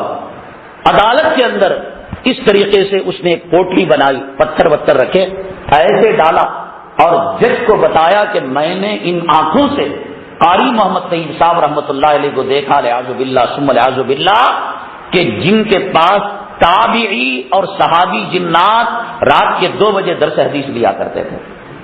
لکھنؤ کی ایک مسجد کے اندر جو جنات کی مسجد کے نام سے مشہور ہے، حضرت کو جلسے کے اندر حضرت مدعو کیا تھا. حضرت مولانا سالم صاحب اور حضرت مولانا انظر شاہ کشمیری رحمۃ اللہ علیہ ساتھ گئے. شروع میں مولانا انظر شاہ کشمیری تو ڈر رہے تھے، مولانا سالم صاحب کی ہمت افزائی سے وہ چلے گئے. تلسماتی دنیا کے اندر حسن الہاشمی نے اس سارے واقعے کو لکھا ہے کہ کس طریقے سے صحابہ اور تابعین جو اس زمانے کے بچے کچے جو صحابی جنات تھے اور تابعی جنات ہیں، ان کو حضرت نے درس حدیث دیا. ایسی بزرگ شخصیت. دارالعلوم کے بارے میں کہا جاتا ہے کہ وہاں کا بھنگی اور واچمین بھی اللہ اس کا انتخاب کرتا ہے. الہامی ادارہ ہے. کچھ ساقی کوثر نے رکھی میخانی کی بنیاد، یہاں الہامی ادارہ ہے. راتوں کے رونے اور تڑپنے سے یہ ادارہ بنا ہے. ایسی جو 50 پر 8 سالہ 58 سالہ معتمد جو رہا ہو، اس کی کیفیات کیا رہی ہوں گی. اس نے ایسے دکھایا کہ دفتر اہتمام سے اٹھ کر دفتر مالیات گئے اور روپیوں کی گڈی رکھی، یوں یوں جا رہے تھے. میں آئی وٹنس ہوں، عینی گواہ ہوں. دارالعلوم دیوبند جانا ہوتا ہے، قرب جوار میں پروگرام ہو، یہ تو میری ماں ہے، یہ تو ام المدارس ہے، یہ ہماری جو ہے ماں ہے. وہاں جاتے ہیں، ایک روحانی تسکین ہوتی ہے، تجدید ایمان ہوتا ہے، ایک دینی حرارت پیدا ہوتی ہے. ایک کتب خانے کے اندر بیٹھا ہوا تھا، بات چل رہی تھی. اس نے کہا مولوی صاحب جانتے ہو؟ میں نے کہا کیا؟ قاری طیب صاحب کی جس نے گواہی دی تھی، وٹنس کیا تھا، میں نے آنکھوں سے اس کا انجام دیکھا ہے کہ دیوانہ اور پاگل ہو گیا تھا. گھر والوں نے اس کو باہر کر دیا تھا، ہوٹلوں کے باہر اور پھر سڑکوں پر جو چھلکے کھانے پینے کی ادھوری چیزیں، سڑی ہوئی چیزیں کھا کر گزار رہا تھا. کبھی کبھار تو پیشاب پیالے میں پکڑ کر پی لیتا تھا. حضرت مولوی صاحب اس پر بات ختم نہیں ہوئی.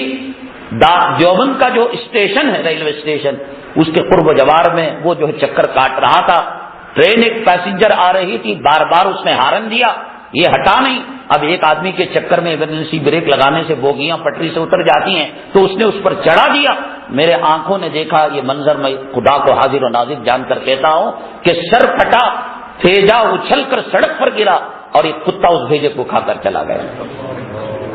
یاد رکھیے گا، یاد رکھیے گا، علماء کی توہین، بزرگان دین کی توہین، مشائخ کی توہین، صحابہ کرام، یہ جن کی قربانیوں کو اللہ نے قبول کیا ہے. اختلاف کرنا ادب کے دائرے کے اندر الگ چیز ہے، لیکن دل کے اندر بے عزتی لانا. میں یہ بھی کہتا ہوں، مولانا ارشد صاحب کا معاملہ، مولانا محمود مدنی کا معاملہ ہے، کبھی رائے زنی نہ کریں. آپ کو پسند ہے مولانا ارشد صاحب کے ساتھ جانا، چلے جائیں. آپ کو پسند ہے مولانا محمود صاحب کے ساتھ جانا، چلے جائیں. آپ کو دونوں پسند نہیں ہیں، تقاضا ادھر سے آیا پورا کر دیجیے، تقاضا ادھر سے آیا پورا کر دیجیے. لب کشائی مت کیجیے، کسی کے تعلق سے برائی مت کیجیے گا، انجام برا ہوگا. اور خیر خواہی کریں گے، موت سے پہلے اس کا صلہ ملے گا انشاءاللہ.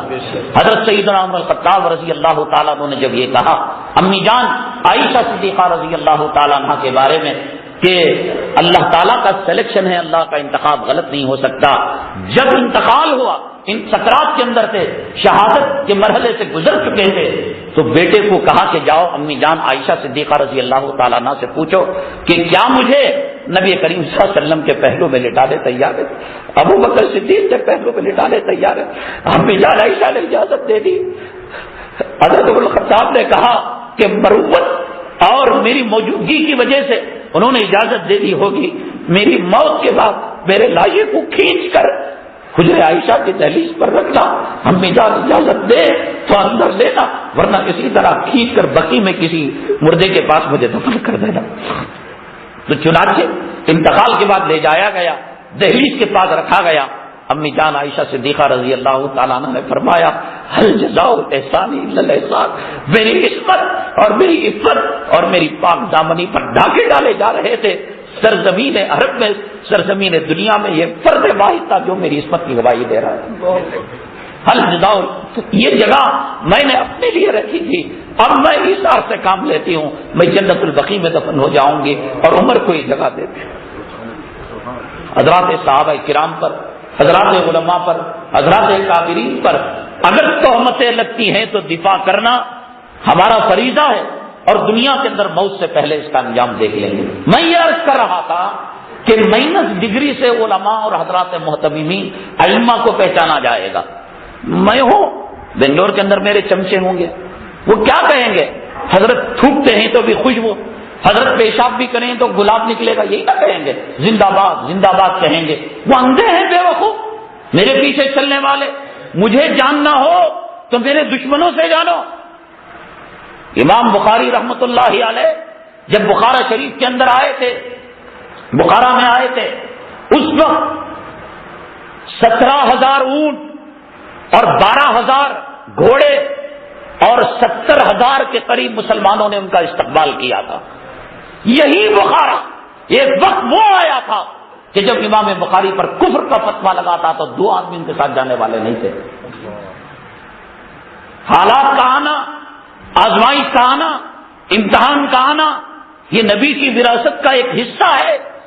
ایک باغ پڑتا ہے، باغ بھی ہے، مکان بھی ہے، کنواں بھی ہے، تالاب بھی ہے، مچھلی کا فارم بھی ہے، مرغی کا فارم بھی ہے، سب میں وراثت چلے گی۔ یہ نہیں کہ کوٹھی میں چلے گی، تالاب میں نہیں چلے گی۔ نبی کریم صلی اللہ علیہ وسلم کی وراثت طائف کی بھی چلنا چاہیے، ہجرت کی بھی چلنا چاہیے، تبوک کی بھی چلنا چاہیے، بدر کی بھی چلنا چاہیے، صفا کی بھی چلنا چاہیے۔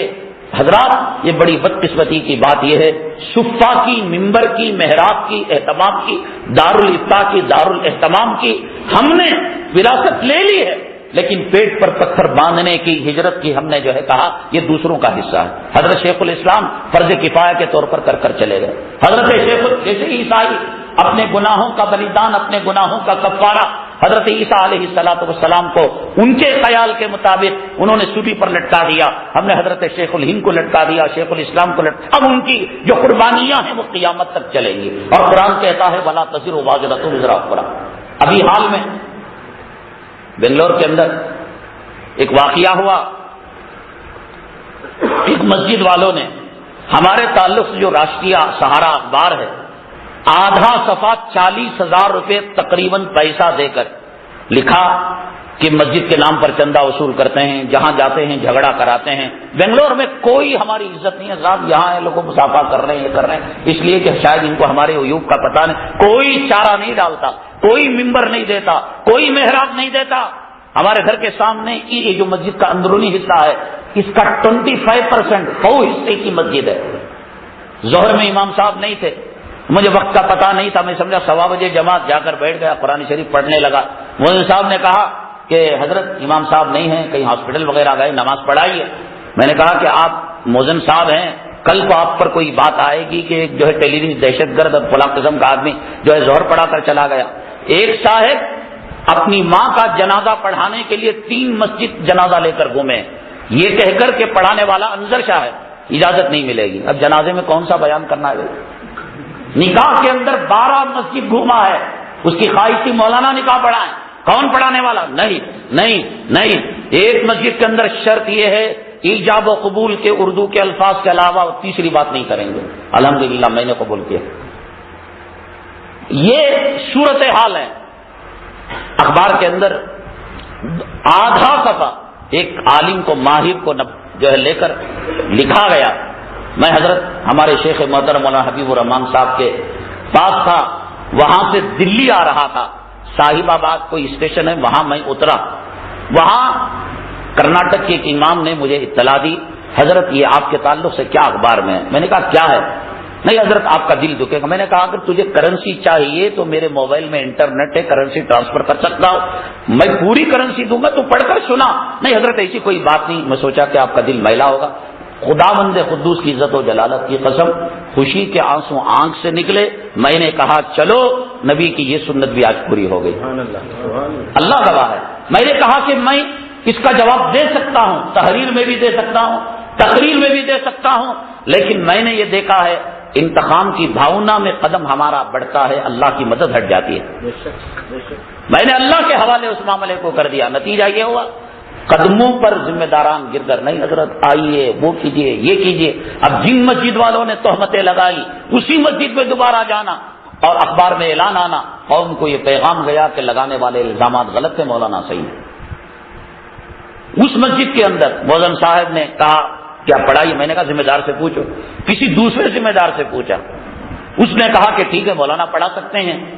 تو میں چلا گیا، اقامت ہو چکی تو اللہ اکبر کے لیے ہاتھ اٹھنے ہی والے تھے، مؤذن آگے بڑھا، مائک نکال لیا اور کہا کہ حضرت صدر صاحب نے کہا کہ آپ نہیں پڑھا سکتے. وہ 4 رکعت کس کیفیت کے ساتھ میں گزارا ہوں، کیا رویا ہوں، کیا میرا دل رویا ہے، وہ میں جانتا ہوں، میرا اللہ جانتا. میں نے کہا کہ زنا کی تہمتیں لگنے والے، غبن کی تہمتیں لگنے والے، تہمتوں کا مطلب صحیح ان کے ساتھ ہوا کیا ہوا وہ اللہ جانے، لیکن اس قسم کی باتیں ہوئی کہ ریڈ ہینڈ ان کو پکڑا گیا غلط کاموں کے اندر. آج بڑی بڑی مسجدوں میں فائز ہیں سری نماز، گھر کے بالکل 4 قدم کے سامنے محراب سے جو ہے الگ کر دیا گیا ہے. تو یہ مائنس ڈگری ہے، مائنس ڈگری سے پہچانا جائے گا کہ میرے اور آپ کے دشمن کتنے ہیں، مخالفتیں کتنی ہیں، گالیاں کتنی. اس لیے کہ نبی کریم جناب محمد الرسول اللہ صلی اللہ علیہ وسلم نے نبوت اور رسالت کی جو شان بیان کی، ان اشد الناس بلاء الانبیاء الامثل فالامثل، اور اس میں آپ نے فرمایا مجھے جتنی تکلیفیں دی گئی، حالانکہ اس سے پہلے پیغمبر کا سر آرے سے کاٹا گیا، کسی پیغمبر کو جلتے ہوئے گڑھے کے اندر نیچے ڈال کر اوپر چٹان کو لگا دیا گیا، کسی کو ڈال کر چٹان اوپر جو ہے سونپ دی گئی تاکہ اسی حالت کے اندر گھٹ گھٹ کر مر جائے. لیکن اللہ کے نبی صلی اللہ علیہ وسلم نے فرمایا مجھے جو تکلیف دی گئی کسی پیغمبر کو نہیں دی گئی. تو یہ وراثت چلے گی نہیں چلے گی. مساجد سے نکالا جانا کوئی بات نہیں میرے بھائی، کوئی شرم کی بات نہیں ہے، یہ فخر کی بات ہے، یہ شان سر بلند کرنے کی بات ہے. اس لیے کسی لڑکی کو چھیڑ کر نہیں، چندے کو غبن کر کر نہیں، اور کوئی نازیبا غلط کام کر کر نہیں، بلکہ احقاق حق اور ابطال باطل کے خاطر اگر اس راستے کے اندر گالیاں دی جا رہی ہیں، اس راستے میں پوسٹر چھاپے جا رہے ہیں، اس راستے کے اندر ہمیں برا بھلا کہا جا رہا ہے، خدا بند قدوس کی عزت و جلالت کی قسم یہ سعادت کی بات ہے. ورنہ تو یوں تو لگتے ہی رہتے ہیں، دیکھو امام صاحب کی بیٹی ہے، مولانا صاحب کی بیٹی ہے، دیکھو کیسے بے پردہ، وہ تو لگتے ہی ہے. تو وہ لگنے سے بہتر یہ لگ جائے، اس پر اجر ہے، اس پر ثواب ہے. تو بہرحال حضرات ہماری روزی کا ذمہ دار اللہ تعالیٰ ہے، عزت دینے والا وہ ہے. اتنا ہونے کے باوجود کچھ ہم پیشہ جو علماء ہوتے ہیں ان میں جلن ہوتی ہے، جلن ہوتی ہے، حسد. علماء کا حسد تو آپ جانتے ہیں یہ کیوں آگے بڑھ رہا ہے. کبھی بھی ایک مقامی علماء کے اسٹیج پر مجھے نہیں لیتے، وہ کہتے ہیں انظر شاہ ہم نہیں آئیں گے. اب ساری دنیا یہ کہہ رہی ہے کہ پروگرام کے لیے ہمیں تاریخ دو، ہمارے پاس تاریخ نہیں ہے. یہ ریت ہے اکابرین کی، یہ بزرگان دین کی، کہ اس طریقے سے ستایا جانا، اس طریقے سے گالیاں دینا، ایک فضا تیار کرنا، ایک ماحول تیار کرنا. اس کے باوجود جیسے کہ مولانا نے کہا کہ حرمین شریفین کے بعد اگر میں نے منظر دیکھا، مولانا کی مسجد میں دیکھا، یہ حق کی قبولیت کی نشانی ہے. یہ میرا نہیں، حق سے جو میری وابستگی ہے، علماء کرام سے جو عظمت اور محبت ہے، یہ اس کا جیتا جاگتا ثبوت ہے. اور فن تحریر کے اندر حضرت مولانا مفتی شعیب اللہ صاحب ایک بڑے عالم ہیں، ان کی اصول تفسیر کی کتاب مدینہ طیبہ کے مطبع نے پرنٹنگ پریس نے شائع کی ہے. لیکن کون جانتا ہے ان کو بمبئی میں، کون جانتا ہے جتنی طلب اور جتنی تڑپ اور جتنی شدت سے ہمیں طلب کیا جاتا ہے. کہنے کا مطلب یہ کہ ایک طرف اس قسم کا ماحول اور دوسری طرف من جانب اللہ تعالیٰ کی طرف سے یہ قبولیت صرف اس وجہ سے ہے کہ کبھی ہم نے کمیٹی کی پرواہ نہیں کی، کبھی چاپلوسی نہیں کی. بات آتی ہے تو بے دھڑک منہ پر کہہ دیتے ہیں، اور چاہے اس کا انجام کچھ بھی ہو ہم یہی سمجھتے ہیں اللہ کتے کو پال رہا ہے، گلی کے سور کو پال رہا ہے، ایک نبی کے نائب کو نہیں پال سکتا.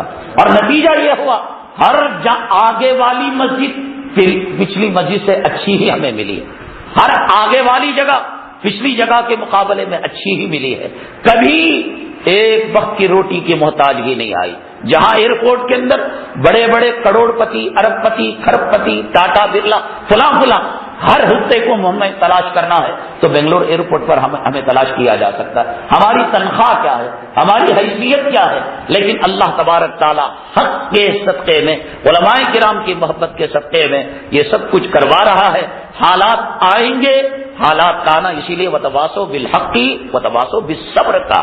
یہ نہیں کہ یہ پھولوں کی وادی ہے, اس کے اندر ہار ڈالے جائیں گے, ویلکم کہا جائے گا, خوش آمدید کہا جائے گا. وہ کون سا بزرگ ہے, وہ حضرت شیخ الاسلام مدنی رحمت اللہ علیہ ایک ریلوے اسٹیشن کے اندر اترے تو مخالف تنظیم اور تحریک والوں نے مادرزاد برہنہ ہو کر ڈانس کر اپنی عورتوں کا ڈانس کروا کر حضرت کو کا مذاق نہیں کروایا تھا. اور حضرت کا مقام وہ تھا کہ روضہ مطہرہ کے پاس بیٹھ کر نبی کریم صلی اللہ علیہ وسلم کی روایتوں کو بیان کیا. اور ایک عرب شاگرد کو اعتراض تھا حیات النبی صلی اللہ علیہ وسلم کے بارے میں, بعد از وصال کے وصال مبارک کے بعد نبی کریم صلی اللہ علیہ وسلم کیا باحیات ہیں. اہل عرب کا عقیدہ وہابی اور نجدی عقیدہ ہے.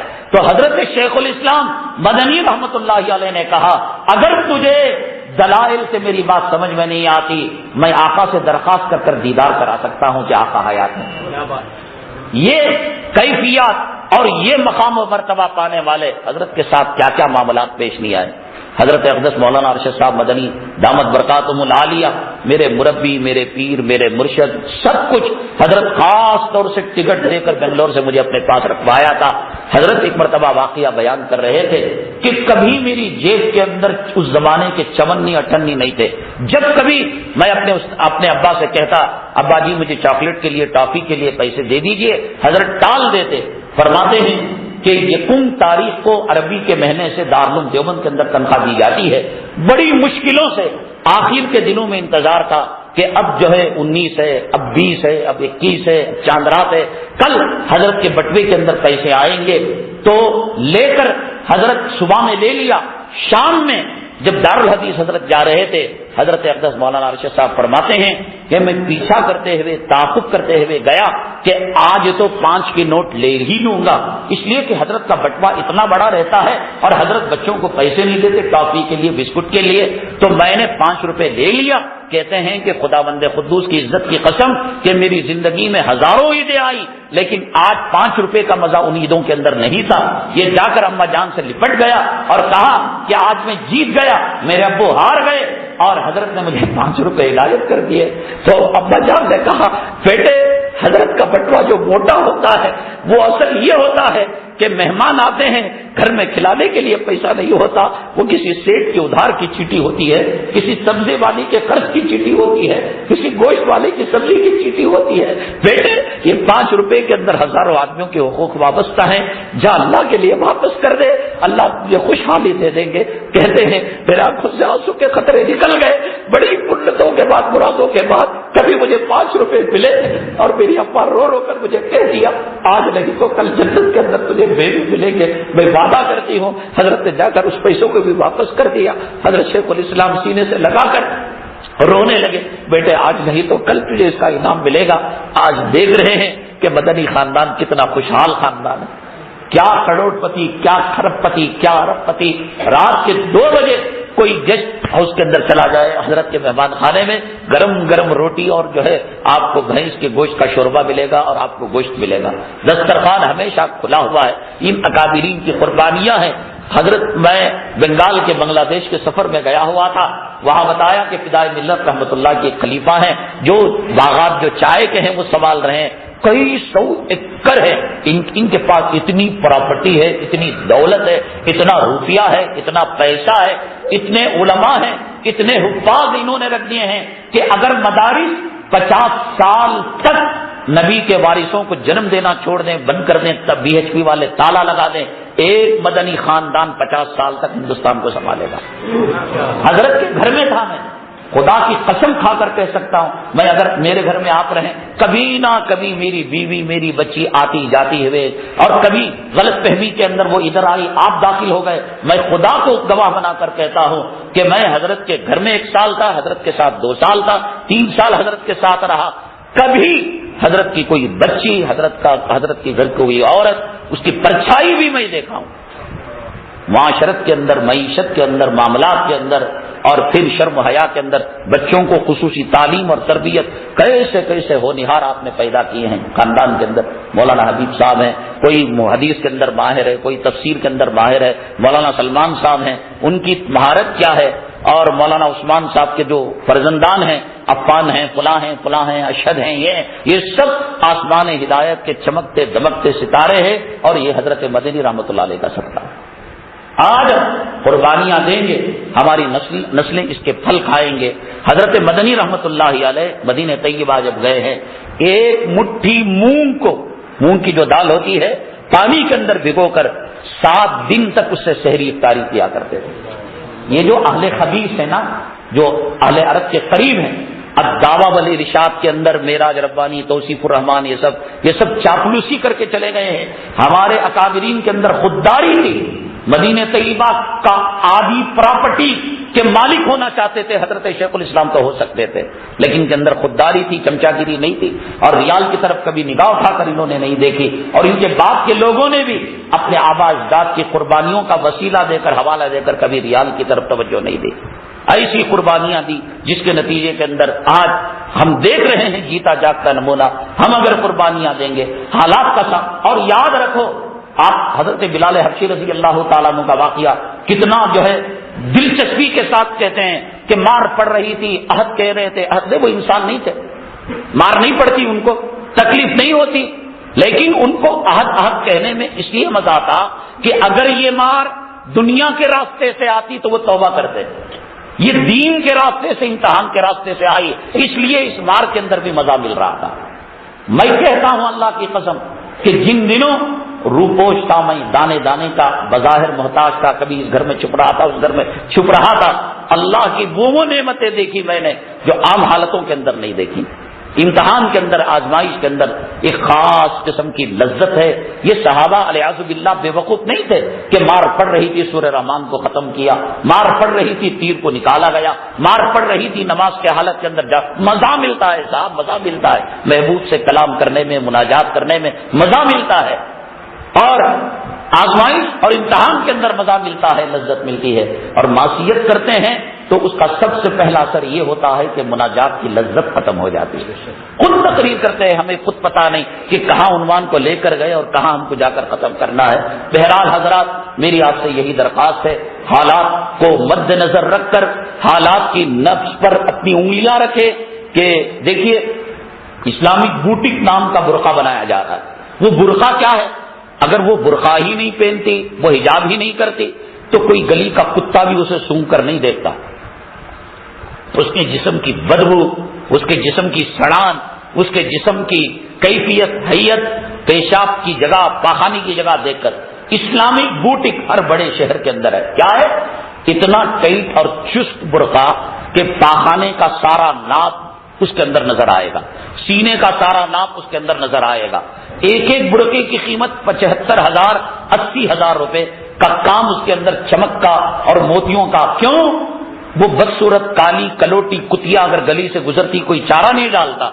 ایک تو علماء نے کہا برقع پہننے کے لیے، اور قانون مطمئن ہے کہ میری بیوی برقع پہن رہی ہے، 70,000 ایسے ہی نہیں لیا، پوری جسم کی پیمائش کو زانی کتوں کو دکھا کر، اور چہرے جو کھلا ہوا ہے، جو اصل حسن کا مرکز ہے، اس کو دکھا کر، نیل پالش لگا کر، لپسٹک لگا کر، آئی لائنر لگا کر، چہرے کو میک اپ کر کر وہ مطمئن ہے میں سنت رسول پر عمل کر رہی ہوں۔ تو کہنے کا مطلب یہ ہے کہ اب برقع بے حجابی حجاب کی شکل میں آ رہی ہے۔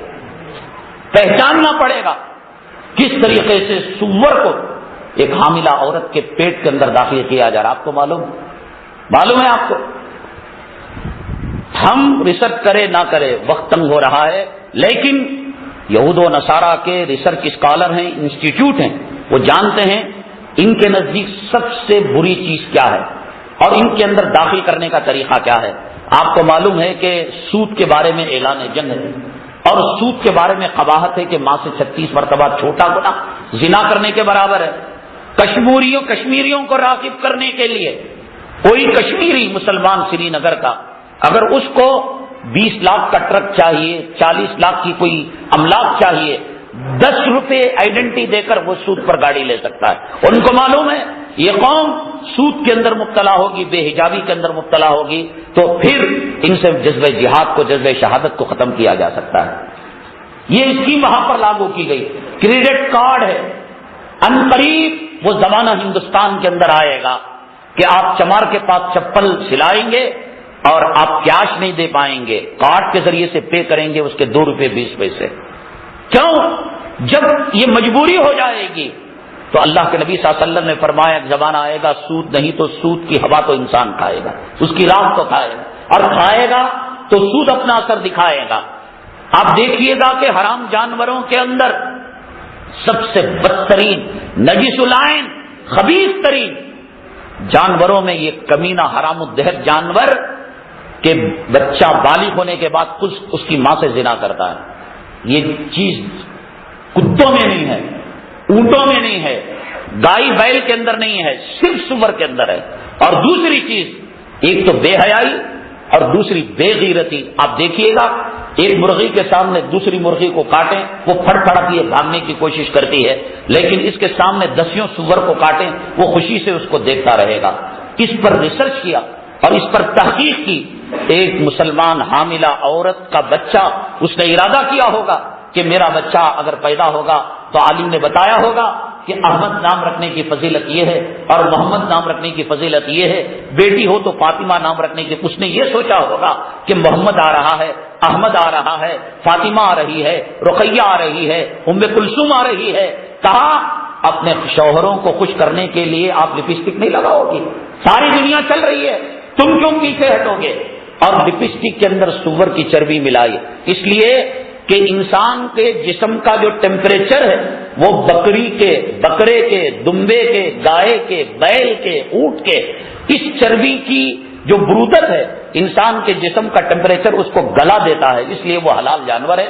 من جملہ وجوہات کے آپ کسی بھی جانور کی چربی دلی اور کشمیر کی -ڈگری سردی کے اندر اپنے ہاتھ میں رکھیے گا، اپنے جسم کو لگا کر رکھیے گا، اپنے جسم کی حرارت، اپنے جسم کا ٹمپریچر اس کو گلا کر رکھ دے گا۔ لیکن سور کی جو چربی ہوتی ہے وہ انسان کے جسم کے ٹمپریچر اور حرارت سے زیادہ پاورفل ہوتی ہے، انسان اسے گلا نہیں پاتا۔ اس لیے نیل پالش کے اندر، لپسٹک کے اندر اس کا استعمال اس لیے کیا جاتا ہے کہ تادیر یہ سور کی چربی سے ملی ہوئی لالی جسم پر، ہونٹوں پر اور ناخنوں پر قائم رہے۔ اب ایک عورت جس کا نام ختیجہ ہے اور پیٹ کے اندر حمل ہے، یا تو احمد کا نام رکھنے کا ارادہ ہے یا تو محمد نام رکھنے کا ارادہ ہے، اگر بچی ہو تو فاطمہ رقیہ نام رکھنے کا ارادہ ہے۔ اس نے دنیا میں خیر و شر نہیں دیکھا، خیر کے خے کو نہیں دیکھا، شر کے شین کے ایک نقطے کو نہیں دیکھا۔ دنیا میں آنے سے پہلے اس ماں کے ہونٹوں پر نیل پالش، لپسٹک لگا کر اور انگلیوں کے اندر جو ہے نیل پالش لگا کر گرم گرم کھانے کے اندر وہ ہاتھ ڈالے گی اور گرما گرم چیز، دودھ پیے گی، چائے پیے گی تو یہ گھلے گا اور یہ ہاتھوں کا عرق کھانے میں ملے گا۔ وہ جو بچہ امت محمدیہ کا فرزند یا امت محمدیہ کی لونڈی جس نے دنیا کو نہیں دیکھا، اس کا جسم بننے سے پہلے اس کے جسم کے اندر سور کے اعضاء کو داخل کیا جا رہا ہے۔ اب وہ آئیں گے، اب ان کو آپ کہیں گے ہاذا حلال، ہاذا حرام، ہاذا مکروہ تحریمی، یہ وہ تنظیم کیا سمجھ میں آئے گا؟ سور کے جسم سے پلے ہوئے اجسام کیا حق کو قبول کریں گے؟ زمانے کی نفس پر آپ ہاتھ رکھیے گا، دیکھیے گا کن کن راستوں سے۔ میں نے بتایا کہ فلم کا دیکھنا نہ جائز ہے نہ دیکھنا ثواب ہے کسی قسم کے، لیکن میں نے کہا کہ میں نے پی کے فلم دیکھی، میں نے او مائی گاڈ فلم دیکھی ہے، اس لیے کہ ہندوستان کے اندر جو واویلا مچا تو کیوں مچا، کیوں؟ میں نے انٹرنیٹ سے ڈاؤن لوڈ کی اور میں نے کہا کہ اس کو شروع سے آخر تک دیکھا، ان کے بھگوانوں کا اور ان کے پنڈتوں کا اس کے اندر انہوں نے بھانڈا پھوڑا ہے کہ یہ دکان کھولی ہوئے ہیں ایجنٹ کی اور کس طریقے سے روپیہ کماتے ہیں، اس لیے واویلا مچا ہے۔ بہرحال انٹرنیٹ پر، حالات حاضرہ پر مکمل آج علماء کی نگاہ ہونا چاہیے، بشیر بھی بننا چاہیے، نذیر بھی بننا چاہیے، حالات سے نہیں گھبرانا چاہیے۔ حالات آتے ہی ہیں ہمیں اونچا اٹھانے کے لیے، اور ہندوستان کی جو موجودہ حالت ہے اس حالت کے اندر نہ کوئی سیاسی پارٹی نہ کوئی تنظیم ہمیں بچا سکتی ہے۔ یہ نبی کا وارث طبقہ، جانشین علماء ہی کا طبقہ ہے جو اس جو ہے کشتی کو ساحل تک پہنچا سکتا ہے، ورنہ قیامت کے دن جیسے وَإِذَا الْمَوْءُودَةُ سُئِلَتْ بِأَيِّ ذَنبٍ قُتِلَتْ پوچھا جائے گا، یہ بھی پوچھا جائے گا کہ جس ملک کو حضرت شیخ الہند نے آزاد کرایا تھا، شیخ الاسلام نے آزاد کرایا تھا، کس جرم کے اندر اس ملک کو ہندو راج بنا دیا گیا، تو پھر قیامت کے دن ہم سے جواب نہیں بن پڑے گا۔ اللہ تعالیٰ سے دعا ہے اللہ تعالی ہمیں اپنی ذمہ داری کا احساس ہونے کے ساتھ ذمہ داری نبھانے کی توفیق نصیب فرمائے. آنے والے حالات کا ڈٹ کر اللہ تعالی ہمیں طاقت دے، قوت دے کہ ہم اس کا مقابلہ کریں. احقاق حق اور ابطال باطل کا فریضہ اللہ تعالی مکمل ہمیں انجام دینے کی توفیق نصیب فرمائے. آمین واخر الحمدللہ رب